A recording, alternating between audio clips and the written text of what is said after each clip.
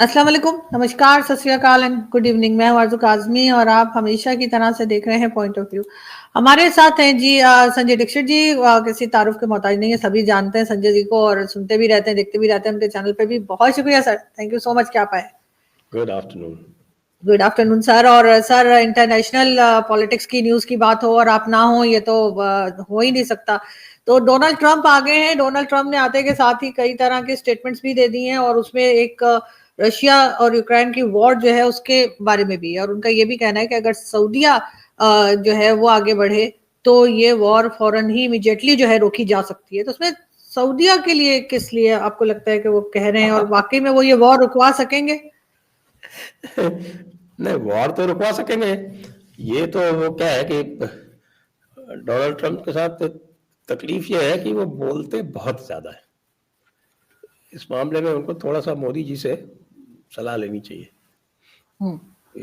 मोदी जी जो है वो बहुत नाप तोल के बोलते हैं और ज्यादातर जो काम करना होता है वो बोलते ही नहीं, वो अपने आप हो जाता है। फिर काम करने के बाद पता चलता है, फिर बोलते हैं कि हाँ साहब ये काम हो गया। तो अब इन्होंने कह दिया सऊदिया को, तो उसका जो मीनिंग था वो ये था कि भाई सऊदी जो है वो थोड़ा ऑयल प्रोडक्शन बढ़ा दे, ऑयल प्राइसेस डाउन हो जाए तो फिर वो रेवेन्यू जो है वो रशिया का भी कम हो जाएगा, और रशिया का रेवेन्यू अगर कम हो जाएगा तो फिर उसके पास अपने वॉर को फाइनेंस करने की ताकत नहीं बचेगी, तो वो खत्म हो जाएगा। वो वॉर जो है वो नेगोशिएटिंग टेबल पे आ जाएगा रशिया और वॉर खत्म हो जाएगा। ये उसका ओवरऑल मीनिंग था। लेकिन कहा तो उन्होंने ये, और करा क्या? अगले दिन डोनाल्ड ट्रंप ने सारी फॉरेन एड पर इजराइल को छोड़ के सारी फॉरेन एड पर उन्होंने रोक लगा दी। फॉरेन एड मैक्सिमम कहां जा रही थी? यूक्रेन। तो इसका मतलब ये हुआ कि उन्होंने कहा तो रशिया को वीक करने के लिए और कर दिया यूक्रेन को वीक। तो वॉर तो खत्म होगी, लेकिन वो सऊदी अरब नहीं करा के अमेरिका डायरेक्ट खुद ही करा रहा है। लेकिन ये तो सर आपको उसमें पता अमेरिका है का कि तो नुकसान है। हमारे मिस्टर मिस्टर जेलेंस्की जो है ये बहुत दिनों से यूरोप से कह रहे हैं कि भाई यूरोप तुम लोग जो है वो अमेरिका से बाहर आओ और हमारे साथ ही काम करो और हमें फाइनेंस करो, ये करो वो करो। वो तो कोई सुनने वाला है नहीं, वो तो बावलेपन की बात है। तो भाई वॉर तो खत्म होगा, लेकिन वो यूक्रेन खत्म करेगा, रशिया नहीं खत्म करेगा। ये मेरा ऐसा मानना है। लेकिन सर, डोनाल्ड ट्रंप के आने से आप क्या चेंजेस देख रहे हैं वर्ल्ड में? जाहिर है कि इकोनॉमी एक जमाने में बहुत अभी भी खराब हुई है, लेकिन सिर्फ पाकिस्तान की ही नहीं, सारी दुनिया की। जब ये वॉर शुरू हुई है, चाहे वो रशिया वॉर हो या चाहे वो इसराइल और हमास के बीच में हो, हाल तो सभी का खराब हुआ है, अमेरिका समेत। अब लग रहा है आपको कि कुछ बेहतरी आएगी? जो हर जगह की वॉर रुकवाने की बात कर रहे हैं, तो क्या इकोनॉमी भी बेहतर होगी, जो अमेरिका की अपनी भी खराब हो गई है? देखिए, सबसे ज्यादा इकोनॉमी खराब होने की वजह जो है वो रशिया के ऊपर जो सैंक्शंस उन्होंने लगाई हैं उसकी वजह से हुआ है। क्योंकि रशिया के ऊपर सैंक्शंस लगने से आपकी जो ऑयल प्राइसेस है वो ऊपर चली गई, और गैस प्राइसेस, यूरोप जो है, यूरोप को बहुत नुकसान झेलना पड़ा, क्योंकि उनको जो है उनकी आधी से ज्यादा जो वहाँ पे कंट्रीज है, तो वो जो रशिया के सोर्सेस थे उनके बेसिस पे चलती थी। वो गैस आसानी से मिलती थी, गैस पाइपलाइंस थी। वो बाइडेन एंड कंपनी ने वो गैस पाइपलाइन ही एक खुलवा दी। तो जर्मनी जो है वो जो सबसे बड़ी इकोनॉमी होती है, वो जर्मनी की इकोनॉमी टैंक हो गई, और बाकी जो है उनके ऊपर भी बहुत असर पड़ा। अगर जर्मन इकोनॉमी डाउन होती है यूरोप में, तो पूरे यूरोप पे पड़ता है, क्योंकि ये तो यूरोपियन यूनियन बनी हुई है। तो अगर वॉर खत्म हो जाता है तो यूरोप में जान आ जाएगी, और यूरोप में जान आ जाएगी तो फिर वो डिमांड वगैरह जो यूरोप की बहुत स्लगिश हो गई है, और यूएस की भी, भाई जब इतनी प्राइसेस बढ़ जाएंगे ऑयल प्राइसेस की, तो यूएस में भी फर्क पड़ना ही था। अब यूएस में तो उन्होंने ओपन कर दिया टैप और बोला है कि भाई ठीक है, आप जो है फ्रैकिंग कीजिए, जम के खूब प्रोडक्शन बढ़ाइए। हम किसी तरह की प्रोडक्शन में कोई आड़े आने वाले नहीं है। प्रोडक्शन बढ़ाइए और एक्सपोर्ट कीजिए, ना केवल यूएस की रिक्वायरमेंट पूरी कीजिए बट एक्सपोर्ट कीजिए। तो ये जब वो बात कर रहे हैं तो इससे जो है वो फर्क तो डेफिनेटली पड़ेगा। अब आप ये देखें कि जिस दिन डोनाल्ड ट्रंप ने ओथ ली थी, उस दिन करीब आप ये समझिए कि जो WTI क्रूड ऑयल है, नाइमेक्स जो क्रूड है, उसकी प्राइसेस लगभग $2 डाउन हो चुकी हैं। और जब सप्लाई शुरू हो जाएगी, खास तौर से मेरे ख्याल से भी 2-3 महीने लगेंगे इसमें, कि यूएस की जो कैपेसिटी जो ख़त्म कर दी थी बाइडेन एडमिनिस्ट्रेशन ने, उसको और बढ़ाते हुए, तो US is going to supply. जैसे भारत के साथ में एग्जांपल देता हूं मैं आपको, 81 ब्रेंट क्रूड जो था, ये जो स्वीट क्रूड आपका नॉर्थ सी वगैरह का जो है, ये $81 पे था, अब 78.50 पे पहुंच गया, यानी करीब $2.5 इसमें कमी आ गई ऑलरेडी। तो अब जैसे जैसे भारत का आप ले लीजिए, इंडिया का एग्जांपल ले लीजिए, तो भारत के साथ वो कहते हैं कि साहब आपका जो है वो ट्रेड सरप्लस है, इंडिया का ट्रेड सरप्लस है करीब $50-60 बिलियन का अमेरिका के साथ में। तो उसको जब वो बोलता है, पिछली बार भी जब बोला था, तो इंडिया ने क्या किया कि इंडिया ने जो अपना जो हम क्रूड ऑयल जो ले रहे थे, वो बहुत सारा यूएस से लेना शुरू कर दिया, तो ट्रेड बैलेंस आउट हो गया। हमें तो क्या फर्क पड़ता है भाई, सऊदी से लो, रशिया से लो, यूएस से लो, और अगर यूएस खोल देता है तो यूएस से भी लेने लगेंगे। रशिया से तो हमारे लॉन्ग टर्म रिलेशन जो है सो है। तो ये सबसे ज्यादा फर्क जो पड़ेगा वो ऑयल प्राइसेस जो डाउन होगी उससे, और जो दूसरी इकोनॉमीज है उनके हाथ में पैसा आएगा। और रशियन वॉर यदि खत्म हो जाएगा तो रशियन सैंक्शंस खत्म हो जाएंगी, तो यूरोप को जो गैस मिलने लगेगी, सस्ती गैस, उससे यूरोप के इकोनॉमी में बेटरमेंट होगा। तो ये जो मेन फर्क पड़ेगा आपके वॉर खत्म होने से, वो इस पे पड़ेगा, यानी यूक्रेन और रशिया वाले वॉर से पड़ेगा। आपके मिडिल ईस्ट वाला वॉर तो ये खत्म करने जा ही नहीं है, वैसे भी आप देख रहे हैं। बिल्कुल ऐसा ही है, लेकिन का कदम जो होगा वो शायद वो ईरान से इजराइल को भिड़ाने वाले हैं। और इजराइल चाहता भी है कि ईरान, क्योंकि ऐसा लग रहा है कि वो अपनी न्यूक्लियर कैपेबिलिटी बढ़ाया जा रहा है और न्यूक्लियर वेपन बनाने के करीब है, तो मैं देखता हूं कि अगले 2-4 महीने में ईरान के ऊपर हमले होंगे। हालांकि ईरान जो है वो बचने की कोशिश कर रहा है, लेकिन मुश्किल है बचा पाना, क्योंकि जो हरकतें सर की है उसके लिए भी, उन्होंने। तो सर ईरान के ऊपर जो आपने बात की, ईरान भी अपने न्यूक्लियर वेपन्स बनाने जा रहा है, तो उसके लिए भी क्या शक सारा पाकिस्तान के ऊपर ही जाएगा, क्या हम ही बता रहे हैं? अरे पाकिस्तान तो महान है ना, आपको पता है, पाकिस्तान तो अरे तो कहीं बैठा और से हुआ भी ले था। सकता है ना सर, हाँ? कहीं और से भी तो ले सकता है ना, ऐसी क्या बात है? आप बेच रहे हो क्या? नहीं, मैं वैसे कह रही हूँ कि जाहिर है वो जैसे बना रहा है, तो कोई बड़ी कंट्री जो है वो अमेरिका या कोई, अगर वो मना कर रहे हैं तो फिर ये कैसे बना रहे हैं जो आप कह रहे हैं?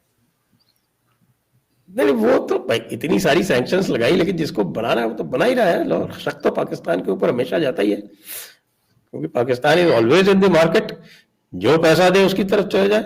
हीरा मंडी बोलते हैं हम कई बार पाकिस्तान को। सर ऐसा तो ना बोलें सर, सॉरी। ऐसा तो ना बोले मेरी कंट्री को प्लीज। नहीं नहीं, मैं इस चीज को बिल्कुल सपोर्ट नहीं करूंगी, लेकिन हाँ कुछ गलतियां होती है, लेकिन सर इतना हार्ड वर्ड यूज ना करें।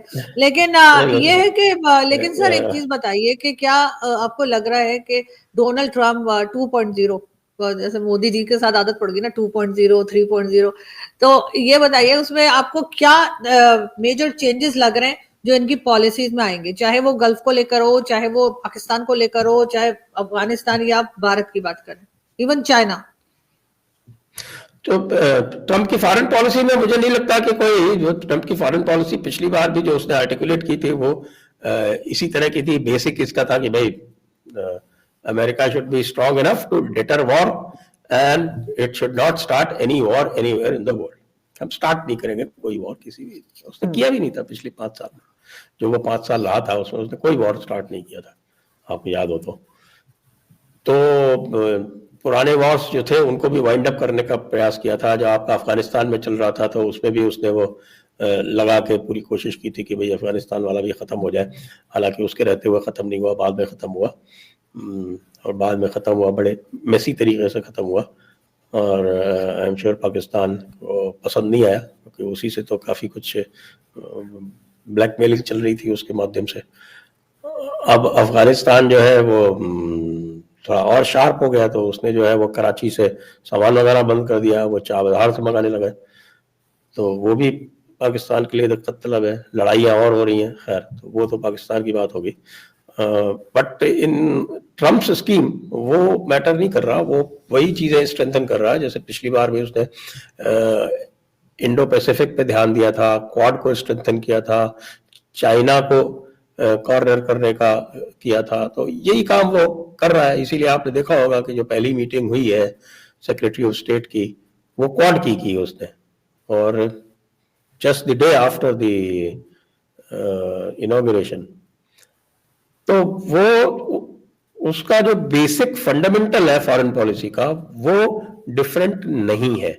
डिफरेंट क्या है? वो डिफरेंट ये है कि पिछली बार जो था वो इनएक्सपीरियंस्ड था, तो उसने काफी कुछ रिपब्लिकन स्टैब्लिशमेंट पे भरोसा किया था। तो रिपब्लिकन स्टैब्लिशमेंट जो था, उसके जो लोग थे वो भी उसी वॉशिंगटन डीप स्टेट के साथ में मिक्सड अप थे, तो उसका काफी एजेंडा डिफीट हुआ था। और इसके वजह से आपने देखा होगा कि वो बार बार अपने जो लोग थे उनको चेंज करता रहा, और इसलिए उसको दिक्कत भी आई है। आप देखिए उसके जो सेक्रेटरी डिफेंस थे माइक पॉम्पियो जैसे, वो बाद में पता चला कि वो तो पूरे डीप स्टेट के आदमी हैं, तो इसलिए इस बार माइक पॉम्पियो को बहुत दूर रखा गया,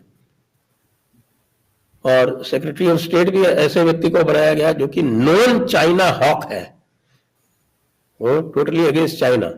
अब चाइना के साथ आपकी बहुत दोस्ती है, तो आप समझ लीजिए कि यदि चाइना हॉक जो है वो चाइना की ऐसी तैसी करना चाहता है, तो उसमें फिर पाकिस्तान जो है वो कहाँ से आएगा। ये बात अलग है कि मोहसिन नकवी साहब गए थे, तो मोहसिन नकवी साहब को वहाँ जाके कुछ और ऑफर करना चाहिए था, कह कि भाई हम आपके साथ क्रिकेट विकेट खेलेंगे, तो हो सकता है वो कोई राजी हो जाता। लेकिन मुझे नहीं लगता कि इस वक्त पाकिस्तान की जो सिचुएशन है वो वॉशिंगटन में बहुत अच्छी है। इनफैक्ट आई वुड से कि काफ़ी वीक हो गई है। और भारत का जहां तक प्रश्न है, आपको पता है कि भारत तो पाकिस्तान की बात ही नहीं कर रहा पिछले 10 साल से, जब से सर क्या आप बात कर रहे हैं सर? आप मिसाइल भी साफ करते हैं तो इधर आ जाता है, और आप कह रहे हैं बात नहीं कर रहे हम। वो तो कोई गलती से चल जाता है ना, और गलती से गलती तो चल कहीं गया वो और भी जा बेचारा, सकता था सर, जिससे इधर गलती उधर हुई भी थी नहीं। उसका कोर्ट मार्शल हो गया, और क्या चाहते हैं आप? अच्छा, वाकई में? हाँ, लेकिन सर चाइना के साथ क्या पॉलिसी रहेगी? इसलिए कि चाइना तो आजकल सबसे बनाने के चक्करों में, आपके साथ भी बड़े अच्छे टर्म्स बना रहा है, और अमेरिका के साथ भी लगता है कि वो टेंशन नहीं रहेगी जो पहले थी। हालांकि इस वक्त कहा यही जा रहा है कि चाइना और अमेरिका में यही कंपटीशन है कि कौन सुपर पावर रहेगा।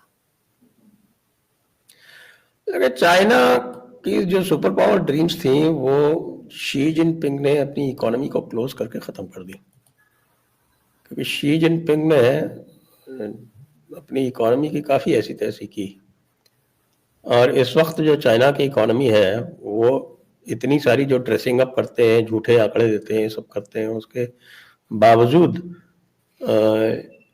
काफ़ी खतरे में है। खतरे में इसलिए है क्योंकि 40% इकोनॉमी तो रियल एस्टेट से आती है। रियल एस्टेट के जो जीडीपी के आंकड़े देते हैं वो रियल एस्टेट के दाम इन्फ्लेट कर करके देते हैं। वास्तव में जो रियल एस्टेट है वो वहाँ बबल के है वहाँ पे, और कई सारे आपको पता है उनके बैंक्स फेल हो चुके हैं। उनके एग्रीकल्चर जो है वो क्राइसिस में चली गई है, क्योंकि बड़ा भारी ड्राउट पड़ा है लास्ट ईयर, अभी उससे वो रिकवर नहीं हुए हैं। और ऊपर से जो एक्सपोर्ट मार्केट है वो भी ड्राई अप कर देगा अमेरिका, क्योंकि वो हाई टैरिफ लगाने जा रहा है।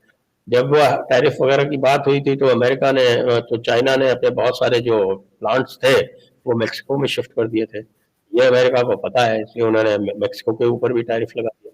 बल्कि अभी जो टैरिफ लगा है वो 10% चाइना पे है, और 25% तो उन्होंने मेक्सिको के ऊपर लगाया।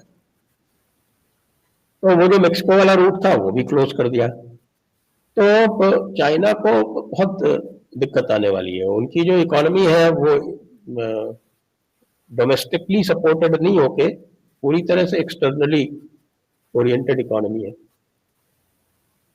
इसको अगर आप कंपैरिजन करें तो जैसे भारत की इकोनॉमी जो है वो डोमेस्टिकली डोमेस्टिक बेस्ड है, एक्सपोर्ट बेस्ड नहीं है, एक्सपोर्ट बेस्ड इकोनॉमी नहीं है भारत की। हालांकि अब धीरे धीरे काफी एक्सपोर्ट्स जो है वो काफी एरियाज में बढ़ रहे हैं, वो बात अलग है। जैसे अभी तो एप्पल वगैरह आ गए हैं, वो आपके $100 बिलियन का तो आपके मोबाइल फोन्स का एक्सपोर्ट हो गया है। बाकी सर्विसेज का एक्सपोर्ट है, बाकी कार्स इत्यादि का एक्सपोर्ट है, वो सब चीजें हैं, लेकिन एक्सपोर्ट कंट्रीब्यूट लेस देन 10%। बाकी जो है वो सारा का सारा इंटरनल है। उनकी इकोनॉमी में एक्सपोर्ट का कंट्रीब्यूशन 30-40%।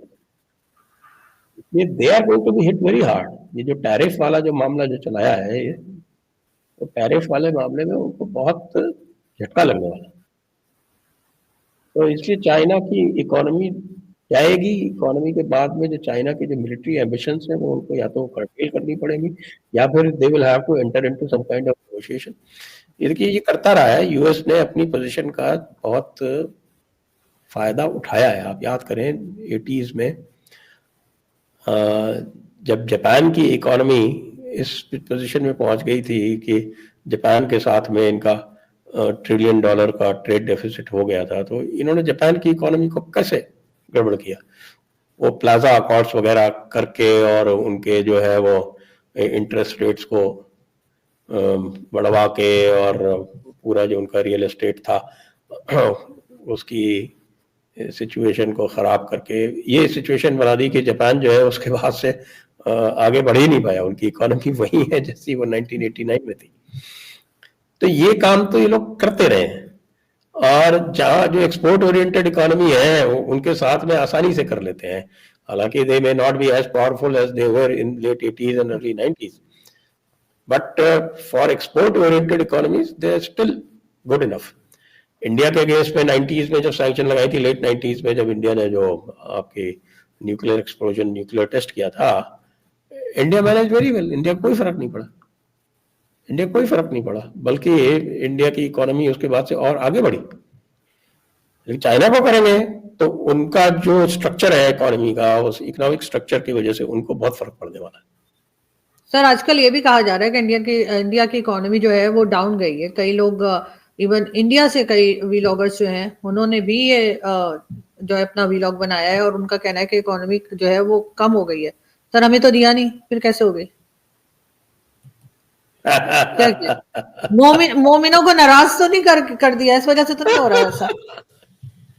देखिए, ये जो है ये टेम्परेरी अप्स एंड डाउन्स तो आते ही हैं।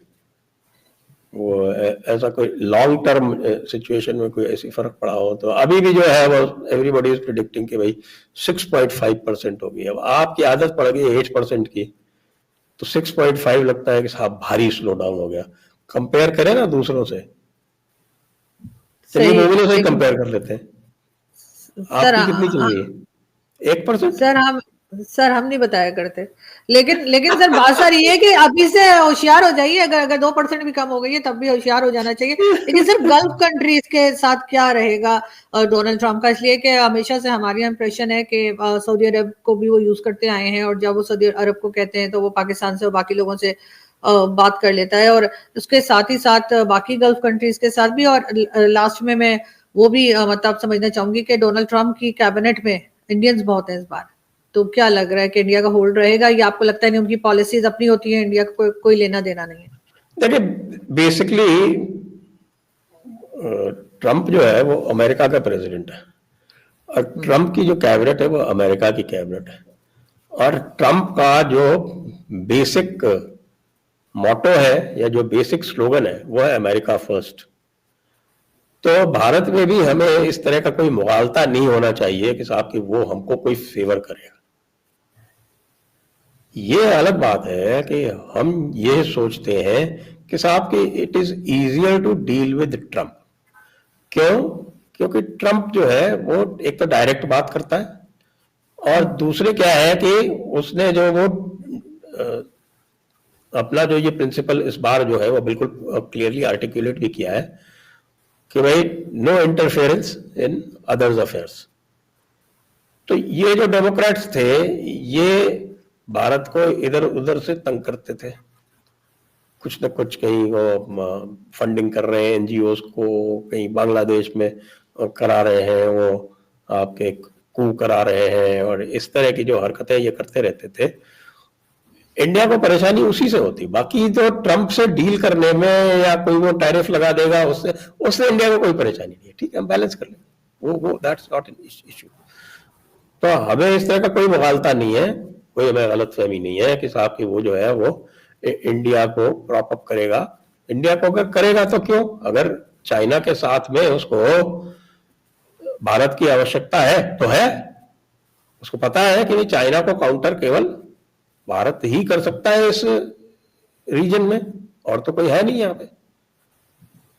इसीलिए ऑस्ट्रेलिया भी है, तो ऑस्ट्रेलिया तो छोटा सा है, क्या 2.5-3 करोड़ का देश है, वो क्या करेगा,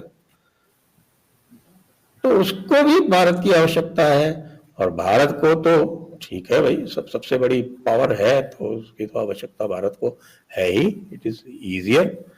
लेकिन भारत का भी इंडिया फर्स्ट वाला मामला पक्का है कि अगर कोई समझे, यानी कि डेमोक्रेट्स को तो आप जानते हैं, उनके रहते हुए भी जब भारत ने रशिया से अपने टर्म्स डाइल्यूट नहीं किए तो ट्रंप के टाइम में तो कोई समस्या ही नहीं है। तो हम तो ये सोचते हैं कि भारत के लिए ट्रंप के साथ डील करना आसान है, क्योंकि उसके साथ कोई हिडन एजेंडा नहीं है, जो कुछ है वो अप फ्रंट है। तो जो कुछ अप फ्रंट है वी कैन डील विद, जो हिडन एजेंडाज है those are the agendas that cause problem. जी। और सर गल्फ कंट्रीज कितना स्ट्रांग रहेंगी, आपको लगता है कि जो हमारे यहाँ समझा जाता है कि वो भी मतलब डॉलर के आगे ही झुक रहे होते हैं, वो भी अमेरिका के आगे ही सलाम पेश कर रहे होते हैं, तो उसी तरीके से वो एक तरह से अमेरिका डोमिनेट करेगा गल्फ कंट्रीज को भी? वो तो करेगा ही, आपने देख ही लिया ऑलरेडी, वो सऊदी अरब ने कह दिया साहब हाँ हम $600 बिलियन इन्वेस्ट करेंगे। अब वो कह रहे हैं no, $600 billion are not enough, we need 1 trillion. Sir आपके यहाँ तो 100 बिलियन किया है ना सऊदिया ने, जहां तक मुझे याद पड़ता है। वो तो फिर 6 बिलियन है ना, अमेरिका है। वो तो प्रोजेक्ट्स में प्राइवेट कंपनीज में उसमें कर रहा है, सॉवरेन वेल्थ फंड का भी कुछ है, वो उनके उसमें कर रहे हैं। तो ये ऑर्डर दिया गया आपके ख्याल से सर, ये ऑर्डर दिया गया है कि ये इन्वेस्टमेंट करें, या अपनी मर्जी से कर रहा है सऊदिया? नहीं, वो तो आप रिलायंस के प्रोजेक्ट्स में, अडानी के प्रोजेक्ट्स में उसमें कर रहे हो, दोज आर कमर्शियल इन्वेस्टमेंट्स, उसमें क्या प्रॉब्लम। वो $100 बिलियन आएगा थ्रू इंडियन आरबीआई, तो वो इंडिया के फॉरेन एक्सचेंज में ऐड होगा, वो तो कोई इश्यू नहीं है। तो देखिए जो सिक्योरिटी आर्किटेक्चर है गल्फ का, वो पूरी तरह से अमेरिका के आश्रित है, डिपेंडेंट ऑन अमेरिका है। तो गल्फ कंट्रीज तो बाहर जा नहीं सकती, खासतौर से तब जब उनकी थ्रेट उनके खित्ते में, उनके रीजन में ईरान से है। उनको डर क्या है? If you look at these Arab countries, आपके चाहे वो सऊदी हो, चाहे एमिरेट्स हो, चाहे आपके बहरीन, कतर, कुवैत, ओमान, ये सारी की सारी रूलर ओरिएंटेड कंट्रीज हैं। और रूलर जो है उसकी सबसे बड़ी प्रायोरिटी ये है कि भाई उसके रूल को कोई चैलेंज नहीं होना चाहिए। जो वो जानता है कि ये जो आपके इस्लामी हैं या मुस्लिम ब्रदरहुड टाइप के या आईसिस टाइप के या अलकायदा टाइप के, इनका तो ये डिक्लेयर्ड एजेंडा है कि they want to remove these rulers and they want to bring them under caliphate. इनको तो नहीं मानते ना वो, तो इसलिए वो अमेरिका के साथ ही अलाइंड रहेंगे। अच्छा, ईरान जो है वो इनको यही सपोर्ट करता है, क्योंकि वो भी जो है यहाँ पे अपना कुछ चलाना चाहता है, चला ही रखा उसने यमन में इनकी ऐसी तैसी करने के लिए। तो इसलिए अमेरिका से तो बाहर ये जाएंगे नहीं, और इनको ये सूट करता है।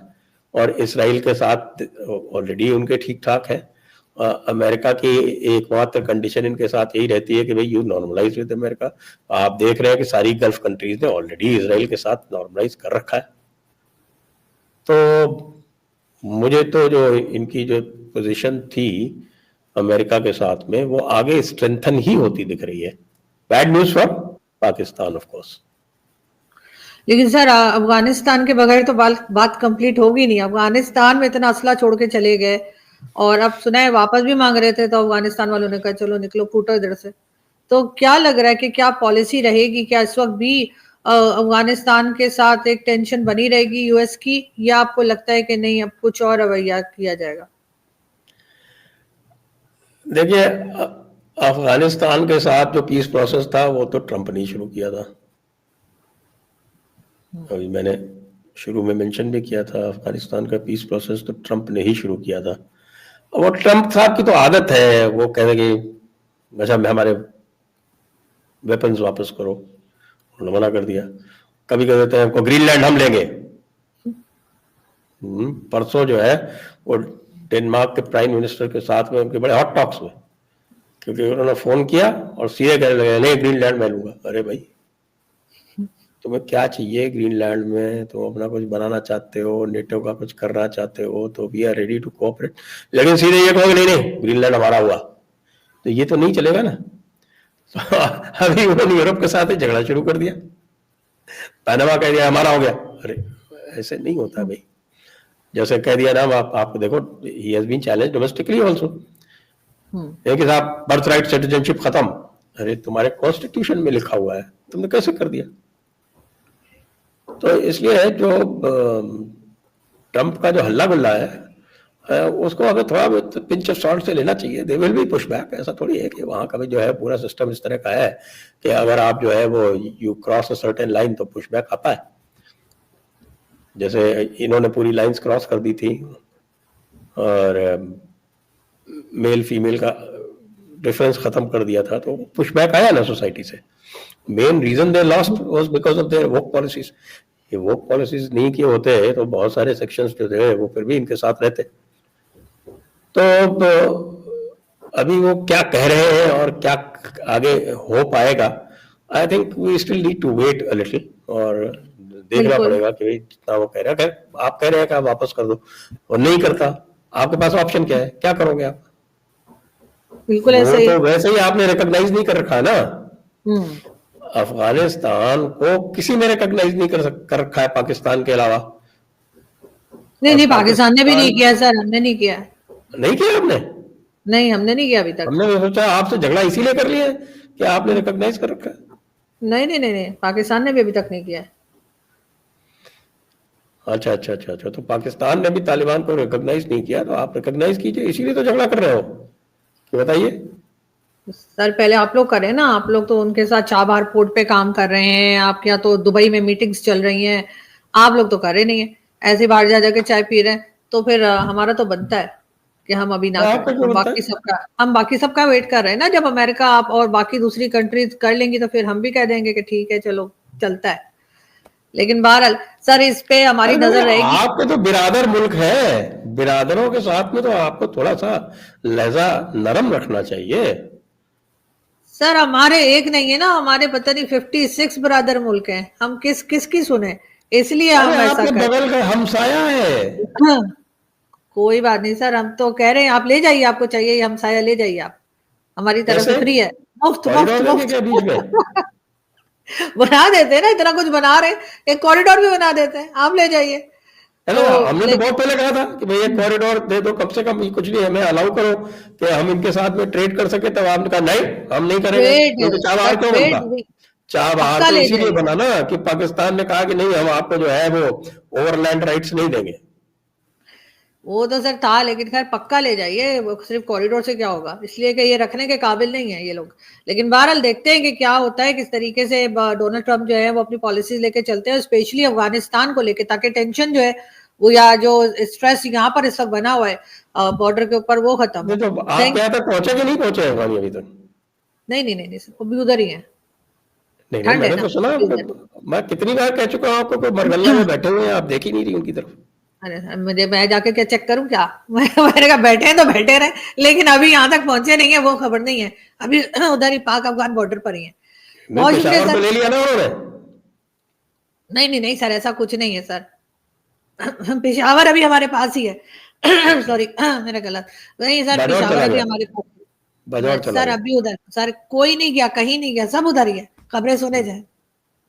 बहुत शुक्रिया कि आपने आज ज्वाइन किया sir, thank you so much, thank you.